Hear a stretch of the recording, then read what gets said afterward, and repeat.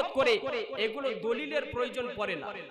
একটা কথা যে নবীর উদ্দেশ্যে আজকে আমাদের বাড়ির মধ্যে হয়তো যদি কোনো ছেলে সন্তান জন্মগ্রহণ করে, বাপরে আর খুশি বুঝতে পারলেন, একদম ওর থাকবে না খুশি, একদম 5 কুইন্টাল মিষ্টি কিনবে।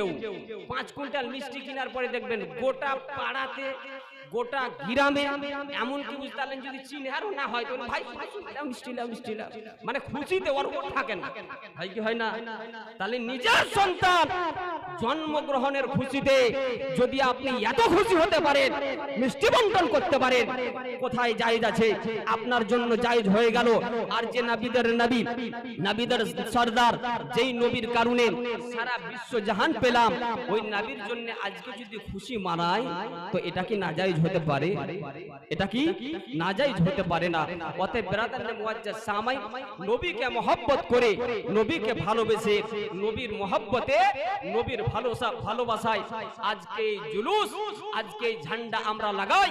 আল্লাহর কাছে দোয়া করি আল্লাহ পাক রব্বুল আলামিন কিয়ামতের সকাল অবধি আল্লাহ যেন আমাদেরকে এই আহলুস সুন্নাত ওয়াল জামাতের উপরে কায়েম ও দায়েম হয়ে থাকার তৌফিক দান করে। সকলেই পড়ি আল্লাহুম্মা আমিন। একবার মহব্বতে দরুদ পড়ুন, আল্লাহুম্মা